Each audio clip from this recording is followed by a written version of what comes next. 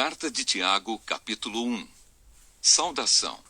Eu, Tiago, servo de Deus e do Senhor Jesus Cristo, envio saudações a todo o povo de Deus espalhado pelo mundo inteiro. Fé e sabedoria. Meus irmãos, sintam-se felizes quando passarem por todo tipo de aflições, pois vocês sabem que quando a sua fé vence essas provações, ela produz perseverança. Que essa perseverança seja perfeita, a fim de que vocês sejam maduros e corretos, não falhando em nada. Mas se alguém tem falta de sabedoria, peça a Deus, e Ele a dará, porque é generoso e dá com bondade a todos. Porém, peçam com fé e não duvidem de modo nenhum, pois quem duvida é como as ondas do mar, que o vento leva de um lado para o outro. Quem é assim não pense que vai receber alguma coisa do Senhor, pois não tem firmeza e nunca sabe o que deve fazer. Pobreza e riqueza. O irmão que é pobre deve ficar contente quando Deus faz com que melhore de vida. E quem é rico deve sentir o mesmo quando Deus faz com que piore de vida. Pois quem é rico desaparecerá como a flor da erva do campo. Quando o sol brilha forte e o seu calor queima a planta, aí a flor cai e a sua beleza é destruída. Do mesmo modo, quem é rico será destruído no meio dos seus negócios. Provas e tentações. Feliz é aquele que nas aflições continua fiel, porque depois de sair aprovado dessas aflições, receberá como prêmio a vida que Deus promete aos que o amam. Quando alguém for tentado, não diga, esta tentação vem de Deus, pois Deus não pode ser tentado pelo mal, e Ele mesmo não tenta ninguém. Mas as pessoas são tentadas quando são atraídas e enganadas pelos seus próprios maus desejos. Então esses desejos fazem com que o pecado nasça, e o pecado, quando já está maduro, produz a morte. Não se enganem, meus queridos irmãos. Tudo de bom que recebemos e tudo o que é perfeito vem do céu, vem de Deus, o Criador das luzes do céu.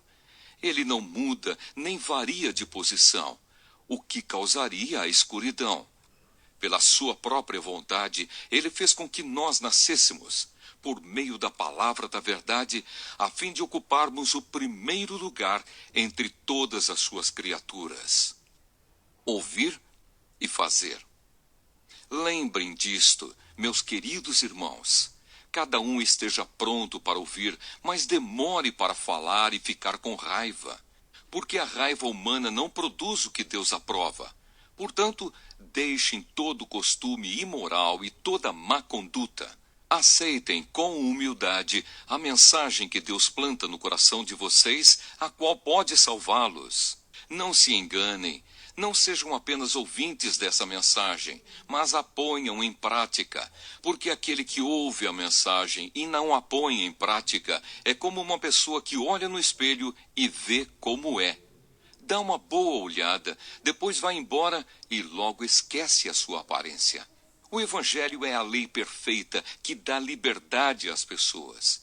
Se alguém examina bem essa lei e não a esquece, mas a põe em prática, Deus vai abençoar tudo o que essa pessoa fizer. Alguém está pensando que é religioso?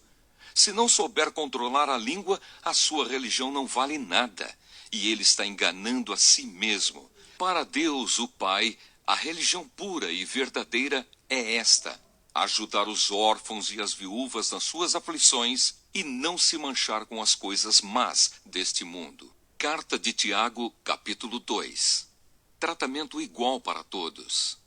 Meus irmãos, vocês que creem no nosso glorioso Senhor Jesus Cristo, nunca tratem as pessoas de modo diferente por causa da aparência delas. Por exemplo, entra na reunião de vocês um homem com anéis de ouro e bem vestido, e entra também outro, pobre e vestindo roupas velhas. Digamos que vocês tratam melhor o que está bem vestido e dizem, este é o melhor lugar, sente-se aqui. Mas dizem ao pobre, fique de pé, ou sente-se aí no chão perto dos meus pés. Nesse caso, vocês estão fazendo diferença entre vocês mesmos e estão se baseando em maus motivos para julgar o valor dos outros. Escutem, meus queridos irmãos. Deus escolheu os pobres deste mundo para serem ricos na fé e para possuírem o reino que ele prometeu aos que o amam. No entanto, vocês desprezam os pobres. Por acaso não são os ricos que exploram vocês e os arrastam para serem julgados nos tribunais? São eles que falam mal do bom nome que Deus deu a vocês. Se vocês obedecerem à lei do reino, estarão fazendo o que devem, pois nas Escrituras Sagradas está escrito: ame os outros como você ama a você mesmo. Mas se vocês tratam as pessoas pela aparência, estão pecando, e a lei os condena como culpados, porque quem quebra um só mandamento da lei é culpado de quebrar todos. Pois o mesmo que disse, não cometa adultério, também disse, não mate. Mesmo que você não cometa adultério, será culpado de quebrar a lei se matar. Falem e vivam como pessoas que serão julgadas pela lei que nos dá a liberdade. Quando Deus julgar, não terá misericórdia das pessoas que não tiveram misericórdia dos outros.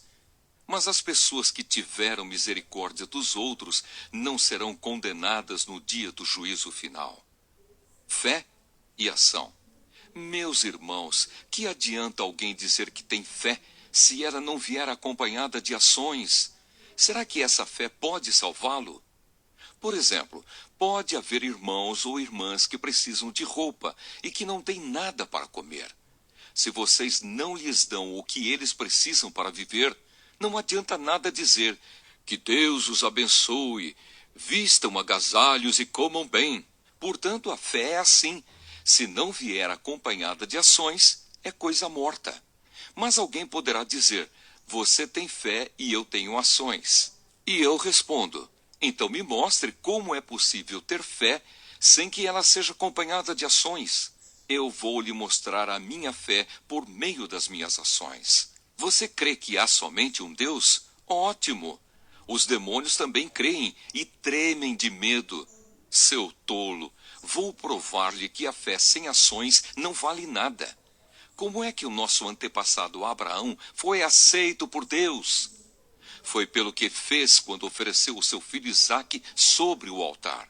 Veja como a sua fé e as suas ações agiram juntas. Por meio das suas ações, a sua fé se tornou completa. Assim aconteceu o que as Escrituras Sagradas dizem. Abraão creu em Deus e por isso Deus o aceitou. E Abraão foi chamado de amigo de Deus. Assim vocês veem que a pessoa é aceita por Deus por meio das suas ações e não somente pela fé. Foi o que aconteceu com a prostituta Raabe, quando hospedou os espiões israelitas e os ajudou a sair da cidade por outro caminho. Deus a aceitou pelo que ela fez. Portanto, assim como o corpo sem o espírito está morto, assim também a fé sem ações está morta. Carta de Tiago, capítulo 3. Dominar a língua. Meus irmãos, somente poucos de vocês deveriam se tornar mestres na igreja, pois vocês sabem que nós, os que ensinamos, seremos julgados com mais rigor do que os outros. Todos nós sempre cometemos erros. Quem não comete nenhum erro no que diz é uma pessoa madura, capaz de controlar todo o seu corpo. Até na boca dos cavalos colocamos um freio para que nos obedeçam e assim fazemos com que vão aonde queremos. Pensem no navio. Grande como é, empurrado por ventos fortes, ele é guiado por um pequeno leme e vai aonde o piloto quer.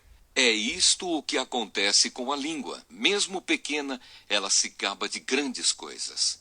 Vejam como uma grande floresta pode ser incendiada por uma pequena chama. A língua é um fogo.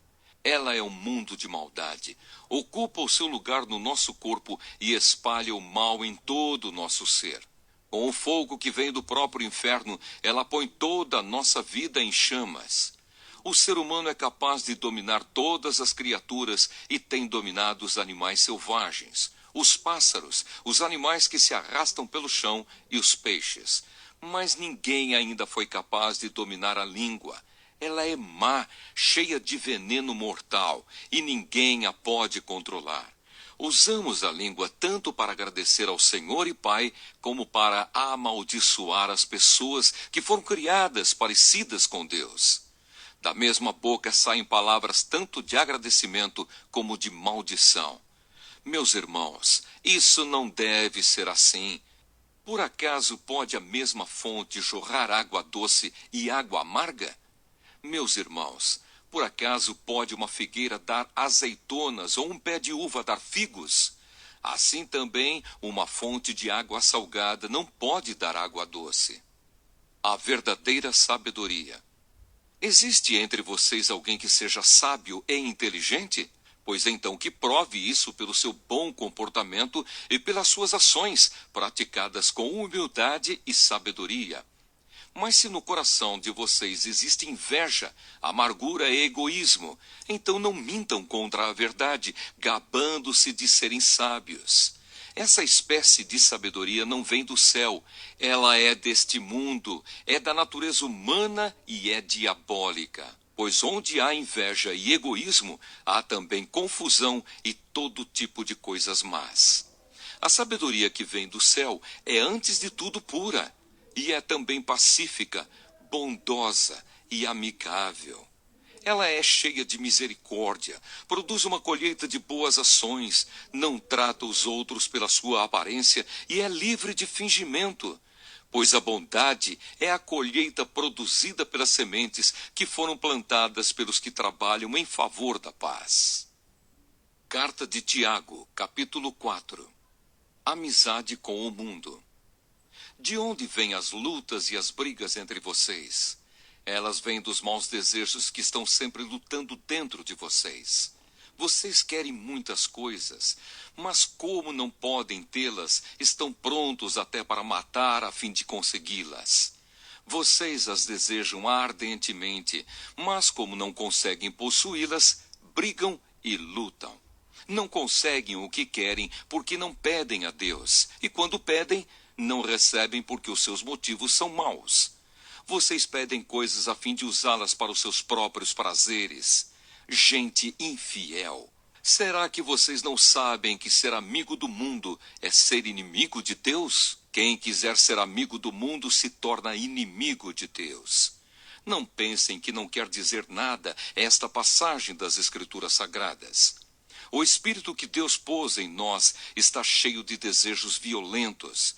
Porém, a bondade que Deus mostra é ainda mais forte, pois as Escrituras Sagradas dizem: Deus é contra os orgulhosos, mas é bondoso com os humildes. Portanto, obedeçam a Deus e enfrentem o diabo, que ele fugirá de vocês. Cheguem perto de Deus e ele chegará perto de vocês. Lavem as mãos, pecadores. Limpem o coração, hipócritas. Fiquem tristes, gritem e chorem.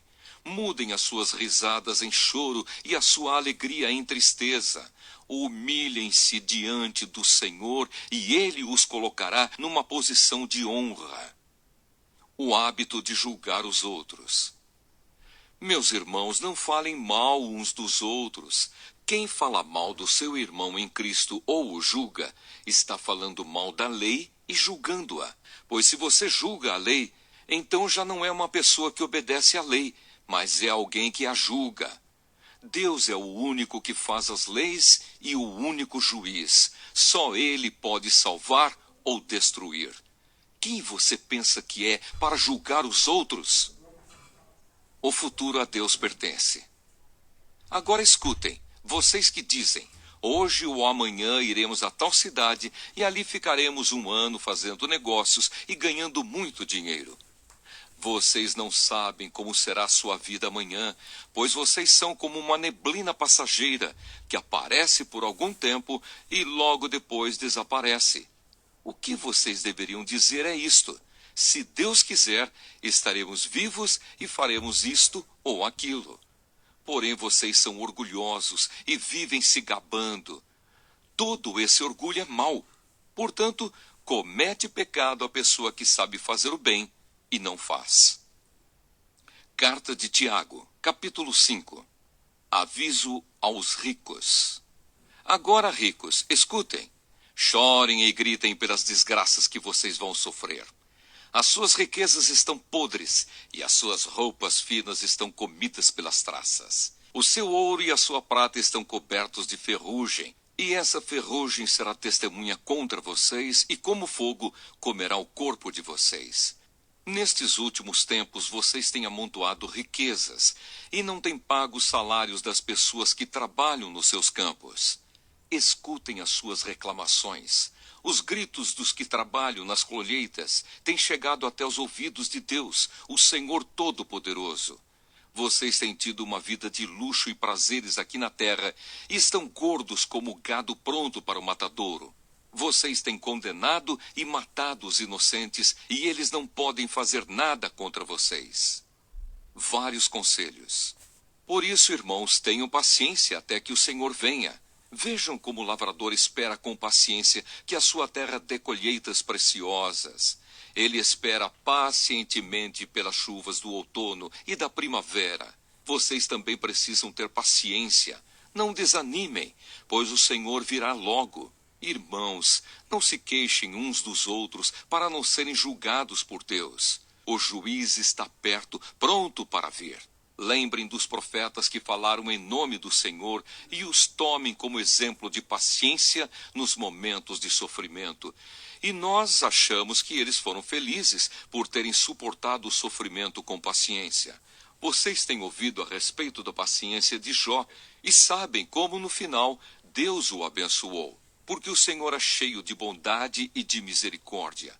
Acima de tudo, meus irmãos, quando vocês prometerem alguma coisa, não jurem pelo céu, nem pela terra, nem por nada mais. Digam somente sim, quando for sim, e não, quando for não, para que Deus não os condene. Se algum de vocês está sofrendo, ore. Se alguém está contente, cante hinos de agradecimento. Se alguém de vocês estiver doente, que chame os presbíteros da igreja para que façam oração e ponham azeite na cabeça dessa pessoa em nome do Senhor. Essa oração feita com fé salvará a pessoa doente. O Senhor lhe dará saúde e perdoará os pecados que tiver cometido. Portanto, confessem os seus pecados uns aos outros e façam oração uns pelos outros para que vocês sejam curados. A oração de uma pessoa obediente a Deus tem muito poder. O profeta Elias era um ser humano como nós. Ele orou com fervor para que não chovesse, e durante 3 anos e meio não choveu sobre a terra. Depois orou outra vez, e então choveu, e a terra deu a sua colheita. Meus irmãos, se algum de vocês se desviar da verdade, e outro o fizer voltar para o bom caminho, lembrem disto. Quem fizer um pecador voltar do seu mau caminho, salvará da morte esse pecador, e fará com que muitos pecados sejam perdoados.